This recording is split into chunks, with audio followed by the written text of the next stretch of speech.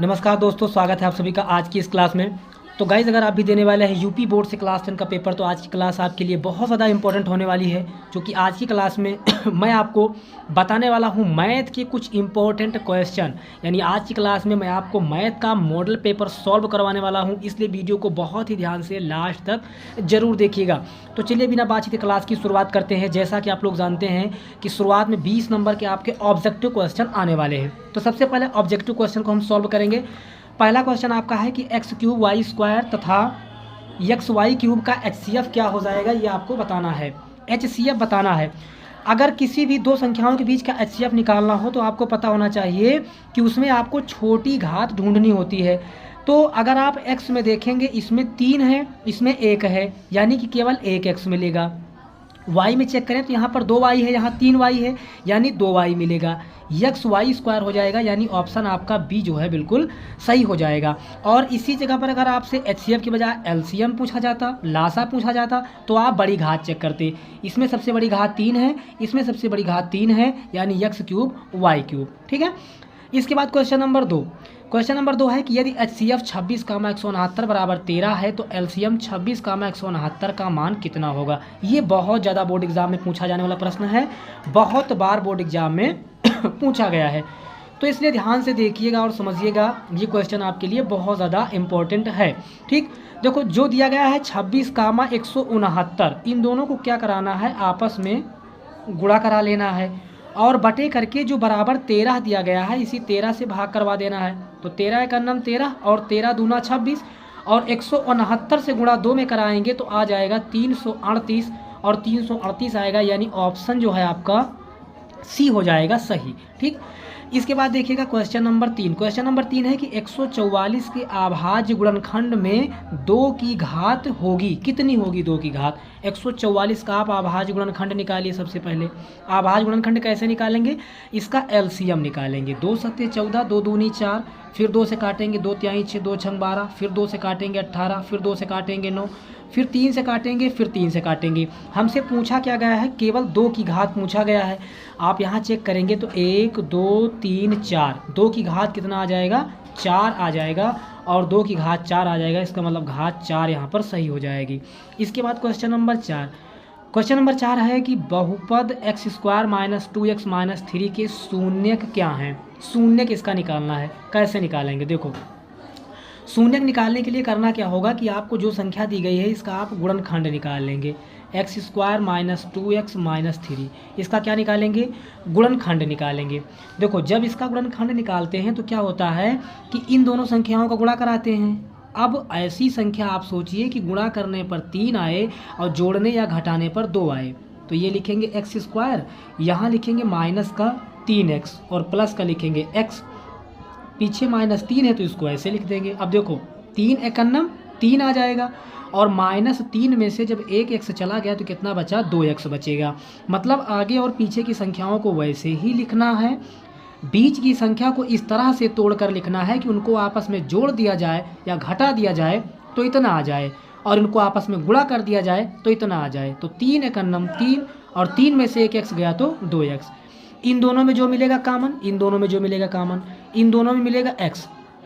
x common कर लेंगे तो यहाँ पर बचेगा x और यहाँ से x निकल गया तो केवल बचा 3। इन दोनों में कुछ नहीं मिल रहा तो 1 कॉमन कर लेंगे तो यहाँ x बचेगा और यहाँ पर -3। ये दोनों एक जैसे हैं तो एक ब्रैकेट में इनको और इनको, यानी जो दोनों कॉमन लिया था उनको एक ब्रैकेट में लिख लेंगे। अब क्या करेंगे, लिखेंगे x माइनस 3 बराबर 0 और 3 को बराबर के उस तरफ ले जाएंगे तो हो जाएगा 3।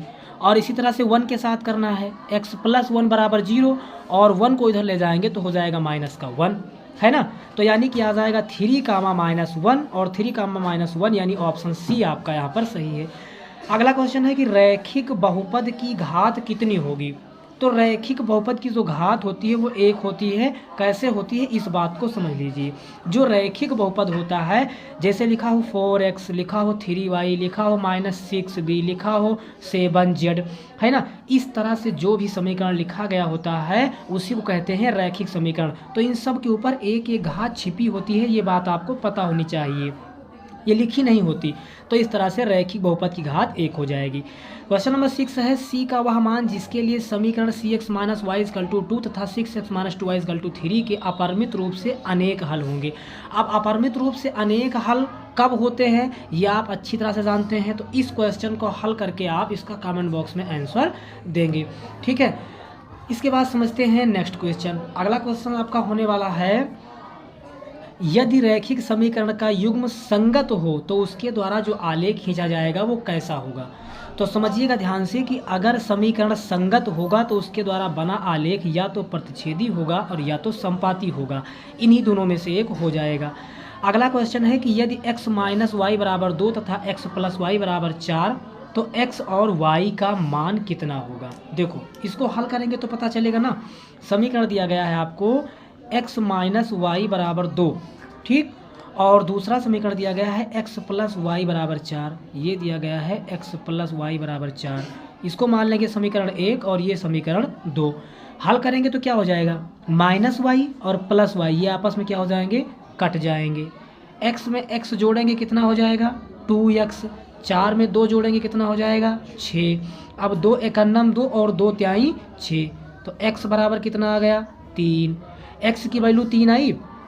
x का मान आप चाहें तो समीकरण 1 में रखें या 2 में रखें। मान लीजिए हम समीकरण 1 में रखते हैं, x - y = 2, तो x का मान आया है 3, तो x की जगह पर कितना लिखेंगे, 3 लिखेंगे। -y = 2, अब ये फिर लिखेंगे -y और ये 2 लिखेंगे। 3 को 75 करेंगे, बराबर से इस तरफ लाएंगे, इधर है प्लस में और इधर आया तो हो गया माइनस में, ये माइनस और ये माइनस कटा, तो y बराबर कितना आया, 2। यानी कि 3, 2 और 3, 2, इसका मतलब आपका ऑप्शन सही हो जाएगा। अच्छा, ये जब 3 जो है बराबर के इधर आएगा तो -3 होगा ना। अब -3 में से 2 गया तो बचा -1 और ये माइनस माइनस कटा तो y बराबर कितना आ गया, 1। यानी 3, 1 है ना, 3, 1 हो जाएगा। समीकरण आपका सी सही है। इसके बाद क्वेश्चन नंबर 9 दिया गया है कि द्विघात समीकरण इतने का हल क्या हो जाएगा। ठीक है, तो देखिएगा ध्यान से। तो देखिए अगला क्वेश्चन जो आपको दिया गया है, यहाँ पर इसका हल निकालना है। देखिए सवाल आपको दिया गया है 5 ब्रैकेट में x - 5 और x + 5 = में 55, ये दिया गया है। इसको हल करना है तो देखो 5 एकन्नम 5 और 11 × 5 = 55, यानी x - 5 इधर बचा, x + 5 बचा और बराबर में 11 बचा। अब देखो ये a - b और a + b, अब आपने फार्मूला पढ़ रखा है कि a - b और a + b अगर हो तो ये हो जाता है a² - b² के रूप में। तो ये हमारा a है और ये b है, तो यानी कि x² - 5 का स्क्वायर बराबर में है 11। अब लिखेंगे x², ये 5 × 5 = 25 हो गया, बराबर में 11 हो गया। तो लिखेंगे x² = 11, 25 उधर जाएगा तो प्लस में हो जाएगा। अब क्या करेंगे, लिखेंगे x², 25 और 11 आपस में जोड़ेंगे तो 36 हो जाएगा, और 36 का जब रूट निकालेंगे तो आ जाएगा +-6। ठीक है, 36 का रूट आ जाएगा +-6, यानी ऑप्शन सी यहाँ पर सही है। 10 नंबर क्वेश्चन है कि समीकरण x² + kx - 5/4 = 0 का मूल 1/2 है, तो k का मान बताइए। मूल का मतलब ये हुआ कि जहाँ जहाँ x है वहाँ वहाँ 1/2 लिखना है, मूल का मतलब यही हुआ। ठीक, अब देखो समीकरण आपको दिया गया है x² + kx - 5/4 = 0। मूल कह रहा है 1/2 है, इसका मतलब x का मान 1/2 है, तो जहाँ x है वहाँ क्या लिखेंगे, 1/2, इसका स्क्वायर है तो आप भी स्क्वायर कर देंगे। फिर लिखेंगे k गुणे x का मान फिर लिखेंगे 1/2, और माइनस में जो 5/4 ये है इसको यहाँ उतार देंगे, बराबर में 0। अब 1/2 को 2 बार गुणा करेंगे तो 2 दूनी 4 आ जाएगा, और ये k से गुणा 1 में होगा तो k और बटे में 2 और -5/4 बराबर 0। ठीक है, इतना हो गया। अब 4, 2 और 4 इन सब का जब हम एलसीएम लेंगे तो आ जाएगा 4। 4 से 4 को भाग कराएंगे कितना आएगा, 1, और 1 से ऊपर 1 में गुणा होगा तो 1 आ जाएगा। फिर ये प्लस है तो प्लस कर देंगे। 2 से 4 में भाग कराएंगे तो 2 आएगा, 2 दूनी 4, और 2 से ऊपर k में गुणा होगा तो 2k, माइनस 4 से गुणा 4 में होगा तो 1, और 1 से गुणा 5 में होगा तो -5, और बराबर में हो गया 0। ठीक है, अब देखो -5 में से जब 1 जाएगा तो -4 बचेगा, प्लस का 2k और बटे का 4 बराबर का 0। ठीक है, अब क्या करना, एक मान करके क्रॉस गुणा करवा देना है। तो 4 से गुणा 0 में होगा तो 0, यानी -4 + 2 के बराबर में 0। अब लिखेंगे -4 बराबर, ठीक है, और 2 के उस तरफ ले जाएंगे तो माइनस का 2k हो जाएगा, माइनस का माइनस कैंसिल होगा और 2 दूनी 4 होगा, यानी k बराबर आ जाएगा 2, है ना, k बराबर 2 आ जाएगा, यानी कि जो पहला आंसर है वो आपका सही हो जाएगा। इसके बाद क्वेश्चन नंबर 11 है, द्विघात समीकरण 3x² - 12x + m बराबर 0 के मूल अगर बराबर हों तो m का मान बताइए। मूल अगर बराबर हों तो उसके लिए फार्मूला होता है d बराबर b² - का 4ac। ठीक है, अब देखो यहाँ पर आपका a का मान 3 है, b का मान 12 है, c का मान m है ना, यही मान रखना है। तो b का मान कितना है 12 -4 गुणे a का मान जो सबसे आगे है यानी 3 और गुणे c मतलब जो लास्ट में है m, तो गुणे m बराबर 0 मान लो। तो 12 को 12 से गुणा करेंगे तो 12 × 144 और 4 × 12m बराबर में हो गया 0। अब लिखेंगे 144 बराबर 12m को उधर ले जाएंगे तो प्लस में हो जाएगा, तो 12 × 144 यानी m बराबर आ गया 12। ठीक है, m बराबर कितना आ गया 12, यानी ऑप्शन जो आपका डी है वो हो गया बिल्कुल सही। इसके बाद क्वेश्चन नंबर 12 है, समांतर श्रेणी 3, 1, -1, -3 के लिए सार्वांतर कितना होगा। सार्वांतर का मतलब होता है डी का मान कैसे निकालेंगे, द्वितीय पद में से पहला पद घटाएंगे, 1 में से 3 घटाएंगे, तो जब 1 में से 3 घटाएंगे तो क्या आ जाएगा -2 और -2 आएगा, यानी ऑप्शन सी सही है। अगला क्वेश्चन आपको दिया गया है कि समांतर श्रेणी इतने का 11वां पद क्या होगा। ठीक है, तो इसको निकालने का तरीका समझ लीजिए, 11वां पद, 15वां पद, इस तरह से कुछ भी कहे तो बस फार्मूला याद रखना है कि an बराबर a + n - 1 × d, ये फार्मूला हो गया। अब an का मतलब a 11वां पद निकालना है, a का मान कितना होगा जो सबसे आगे है यानी -3, तो a का मान हो गया -3 प्लस फिर n, तो 11वां पद निकालना है यानी n का मान 11, फिर -1 है तो 1 और गुणे d का मान कैसे निकालेंगे, d का मान निकालने के लिए दूसरे संख्या में से पहली संख्या को घटाना होगा। ठीक है, यानी d का मान निकालना है तो -1/2 में से घटाना है कितना -3। देखो ये -3 है तो ये -3 हमने लिखा और इसको घटाना है दूसरे वाले में से, दूसरा है -1/2, फिर से लिखो -1/2, ये माइनस हो गया प्लस, इसके नीचे 1 मानेंगे, हल करेंगे तो 1 के कर्नम -1 और प्लस 2 × 6 और बटे 2 के कर्नम 2, 6 में से 1 गया तो 5 बटे कितना हो जाएगा 2। अब ये d का मान आया, यहाँ पर d की जगह पर रख देंगे 5/2 ऐसे ही। ठीक है, फिर लिखेंगे a11 = -3 प्लस 11 में से 1 घटाएंगे तो बचेगा 10 और गुणे कितना है 5/2, तो 2 से काटेंगे तो 2 पंचे 10, ये 5 बचे हो गया 25, -3 + 25 और ये माइनस प्लस घट जाएगा तो 25 में से 3 चला गया तो 22 आ गया, और 22 आ गया तो मतलब ऑप्शन आपका डी सही है। ठीक, क्वेश्चन नंबर 14 है कि ABC = DEF है, तो इसमें आपको समरूप मान बताना है, तो ऑप्शन आपका पहला सही होगा, कोण B बराबर कोण E के हो जाएगा। क्वेश्चन नंबर 15 है कि दो आकृतियां जिनके आकार समान है परंतु आमाप भिन्न हैं तो वो सर्वांगसम है कि समरूप हैं, बड़ी हैं या छोटी हैं। तो देखो अगर दो आकृतियां हैं जिनके आकार अगर समान हैं तो उनकी माप जो है कम हो ज़्यादा हो उससे कोई फर्क नहीं पड़ता है। ठीक है, कैसे, जैसे मान लीजिए कि एक वृत्त है दूसरा भी वृत्त है, एक की त्रिज्या बड़ी है एक की त्रिज्या छोटी है, इससे कोई फर्क नहीं पड़ेगा, ये समरूप ही होंगी। ऐसे दो त्रिभुज है, एक छोटा है एक बड़ा है, ये भी समरूप होगा, छोटा बड़ा होने से कोई फर्क नहीं पड़ता है, यानी माप से कोई फर्क नहीं पड़ता है, यानी कि यहाँ पर हो जाएगा समरूप। क्वेश्चन नंबर 16 है कि ABC में AB = 6√3, AC = 12 है, BC = 6 है, तो B का मान बताइए। बहुत आसान क्वेश्चन है, इस क्वेश्चन का आंसर आपको बताना है। क्वेश्चन नंबर 17 है -6, 7 की y अक्ष से दूरी बताइए। तो देखो जो आगे वाला है ये होता है x का मान और ये होता है y का मान। हमसे पूछा क्या गया है y अक्ष से दूरी, y अक्ष से दूरी पूछा गया है, तो बस आप करेंगे क्या कि x का मान बता देंगे, और x अक्ष से दूरी पूछा जाता तो y का मान बता देते। अब देखो y अक्ष से दूरी पूछा गया है तो x का मान कितना है -6, यानी -6 ऑप्शन यहाँ पर सही हो जाएगा। अगर आपसे x अक्ष से दूरी पूछता तो y का मान बता देते, यानी 7 बता देते।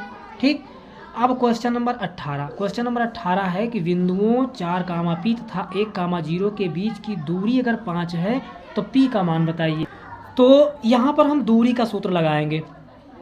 अब भाई दूरी का सूत्र होता है अंडर रूट में x2 माइनस x1 का होल स्क्वायर और y2 माइनस y1 का होल स्क्वायर, ये होता है दूरी का सूत्र। देखो ध्यान से, दूरी आपको दी गई है 5, तो दूरी के नीचे लिख लेंगे 5 बराबर, अब इसका मान रखेंगे x2। तो देखो ये है x1, ये है y1, ये है x2 और ये है y2। x2 का मान कितना है 1, तो लिखेंगे 1 माइनस x1 का मान कितना है, तो x1 का मान है यहाँ पर 4, तो लिखेंगे 4 और इसका होल स्क्वायर प्लस y2 का मान कितना है 0 माइनस y1 का मान कितना है p, तो इसका होल स्क्वायर। अब क्या करना कि दोनों पक्षों का वर्ग करवा देना। वर्ग कराएंगे तो इधर हो जाएगा 5 का वर्ग 25 और इधर क्या हो जाएगा कि 4 में से 1 गया, कितना बचा माइनस का 3 का होल स्क्वायर, p में से 0 गया तो p का होल स्क्वायर और यहाँ स्क्वायर, तो स्क्वायर से रूट कट गया, तो 25 बराबर। अब यहाँ पर देखिए -4 में से 1 गया तो -3 बचा, 3 को 2 बार गुणा करेंगे 3 त्रिका 9 और p को 2 बार गुणा करेंगे तो p स्क्वायर। अब 9 को इधर लाएंगे तो उधर है प्लस में और इधर आया तो हो गया माइनस में।